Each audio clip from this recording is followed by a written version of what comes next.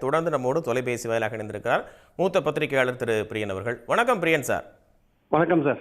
திமுக காங்கிரஸ் இந்த இழுபறி எல்லாம் இன்னைக்கு முடிவுக்கு வந்துருமா? நீங்க எப்படி பாக்குறீங்க?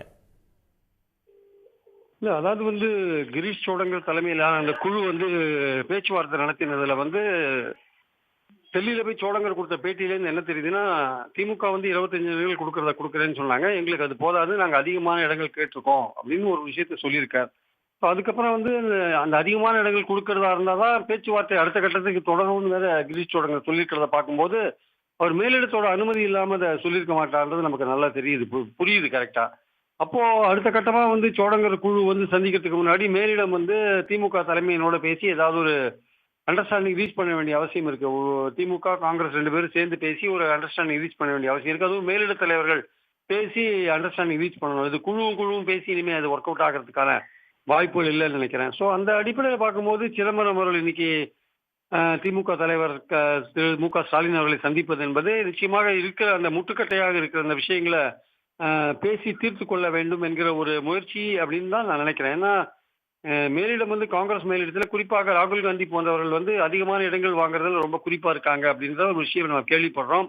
அதே தான் சோழங்கர் போன்றவர்கள் எதிர்விக்கிறாங்க. காங்கிரஸ்ல இருக்கிற முக்கியமான கருத்தோட்டம் என்னவா இருக்குன்னா, அதுல இருக்கிற பெரும்பாலான எம்எல்ஏக்கள், பெரும்பாலான எம்பிக்கள் எல்லாருமே திமுகவோட கூட்டணியை தொடரணும்னு தான் விரும்புறாங்க. அதுல எந்த விதமான சந்தேகமும் கிடையாது. அதனால அவர்கள் வைக்கிற ஒரே விஷயம் என்னன்னா, கொஞ்சம் கூடுதலான தொகுதிகளும் அதிகார பகிர்வு வேண்டும்ன்றதுதான் ஒரு முக்கியமான விஷயம். அந்த அதிகார பகிர்வு என்ற விஷயத்துக்கு திரு ஸ்டாலின் அவர்கள் ஒரு முற்றுப்புள்ளி வைத்து விட்டார். இப்ப அடுத்தபடியாக உள்ளாட்சியில் ஏதாவது ஒரு பிரதிநிதித்துவம் கொடுக்கணும் அப்படின்ற ஒரு விஷயத்தை கையில் எடுத்திருக்காங்க. அதிகப்படியான இடங்கள் அப்படின்ற விஷயம் தான் கையில் எடுத்திருக்காங்க. கூட்டணி தொடர வேண்டும் என்பதில் ஒரு கருத்தொற்றுமை பெரும்பாலானோருக்கு இருக்கிறது என்றால் கூட அதிக இடங்கள் என்பதில் ரொம்ப குறியாக இருக்காங்க. ராகுல் காந்தி ரொம்ப பர்டிகுலரா இருக்காருன்றதை நம்ம பார்க்கிறோம். ஸோ இந்த ஸ்டேல் மேட்டை திமுக இன்னும் சில புதிய கட்சிகளை கூட்டணியில சேர்த்திருக்கிற சூழல்ல அதிகமான இடங்கள் கொடுப்பது கொஞ்சம் ரொம்ப சிரமமான காரியம். நாங்களே எங்கள் இடங்களை குறிச்சிக்கொள்ள வேண்டிய நிலையில இருக்கோம்னு திமுக சொல்ற போது, எப்படி அந்த காங்கிரஸ் கேட்கிற தொகுதிகளோ அல்லது இன்னும் அதை குறைத்து ஒரு பேச்சுவார்த்தையின் மூலமாக ஒரு புது ஃபிகர் எப்படி அரைவ் பண்ண போறாங்க, 2 பேருக்கும் ஒப்புக்கொள்ளக்கூடிய ஒரு ஃபிகர் எப்படி அரைவ் பண்ண போறாங்கன்றது ரொம்ப முக்கியம். அதுல சிதம்பரம் போன்ற தலைவர்கள் பேச்சுவார்த்தை நடத்துவது என்பது நிச்சயமா ஒரு மெச்சூரிட்டி உள்ள ஒரு பக்குவமான தலைவர்கள் பேச்சுவார்த்தை நடத்தும் போது கண்டிப்பாக அதற்கான விளைவுகள் நல்லபடியா இருக்கும்னு நான் நினைக்கிறேன். ஏன்னா ஒரு குழுவும் பேச்சுவார்த்தை நடத்துறதோட ஒரு தலைமை அப்படின்ற மாதிரியான விஷயங்கள் பேச்சுவார்த்தை நடத்துறது இன்னும் பயனுள்ளதாக இருக்கும். 2 கட்சி கூட்டணிக்கும் தொடர்ந்து பயணப்படுவதற்கு பயனுள்ளதாக இருக்கும் என்பது என்னுடைய கருத்து.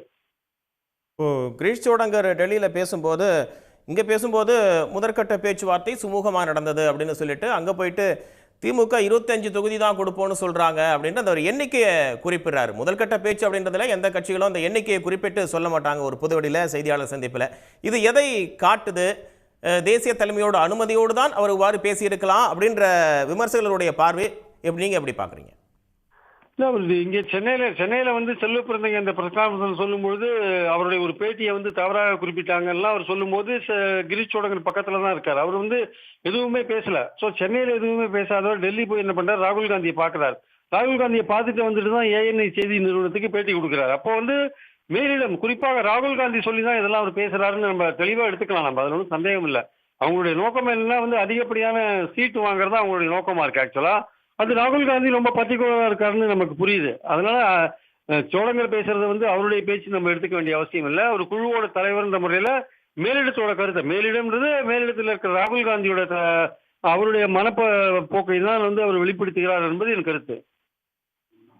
இங்கிருந்து காங்கிரஸ் தேசிய தலைமைக்கு தவறான தகவல்கள் அப்படின்றது கொடுக்கப்படுதா? ஒன்று. அகில இந்திய தலைமைக்கு இங்க இருக்கக்கூடிய கள யதார்த்தம் புரியலையா?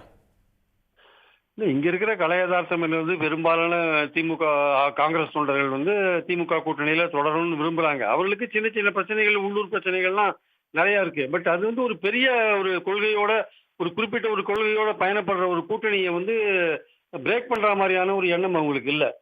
ஆனா அடிமட்டத்தில் கொஞ்சம் கருத்து வேறுபாடுகள்லாம் இருக்கு. அதுக்காக இந்த கூட்டணியை பிரேக் பண்ணிட்டு போகணுன்ற எண்ணம் காங்கிரஸ் தொண்டர்களுக்கோ அல்லது அந்த எம்எல்ஏக்களுக்கோ எம்பிக்களுக்கோ இருக்கிற மாதிரி தெரியல. அதிகப்படியான சீட்டு வேணும்ன்ற ஒரு விஷயத்துல மட்டுமே அவங்க ஒற்றுமையா இருக்கிறத நம்ம பார்க்கிறோம். ஆனா அதுக்காக கூட்டணியை பிரேக் பண்ணுவாங்களா அப்படின்ற ஒரு விஷயமும் இருக்கு. இந்த இடத்துலதான் ஒரு முட்டுக்கட்டையா ஒரு சில ஸ்டேல்மேட்னு சொல்லுவாங்க. அந்த ஸ்டேல்மேட் ஒரு முட்டுக்கட்டை இருக்கு. 2 தரப்பும் எந்த இடத்துல இருந்து பேச்ச ஆரம்பிக்கிறது அப்படின்ற ஒரு விஷயம் இருக்கு. அந்த இடத்துலதான் இப்போ சிதம்பரம் உள்ள வந்திருக்கிறத நம்ம பார்க்கிறோம். நம்ம அவர் மேலிடம் சொல்லி வந்தாரா இல்லை மேலிடம் சொல்லாத வந்தாரான்னு தெரியாது. பட் இருந்தாலுமே சிதம்பரம் போன்ற ஒரு மூத்த தலைவர்கள் வந்து இஷ்யூவை கையில் எடுக்கும்போது அதற்கான ஒரு முன்னெடுப்புகளை கையில் எடுக்கும்போது ஒரு தீர்வுக்கான ஒரு பாதை தெரியும்னு நான் நினைக்கிறேன் ஆக்சுவலா. நன்றி சார், இணைந்து உங்களுடைய பல்வேறு கருத்துக்களை எங்களோடு பகிர்ந்து கொண்டமைக்காக. உடனுக்குடன் செய்திகளை தெரிந்து கொள்ள சன் நியூஸ் பெல் ஐகானை கிளிக் பண்ணுங்க.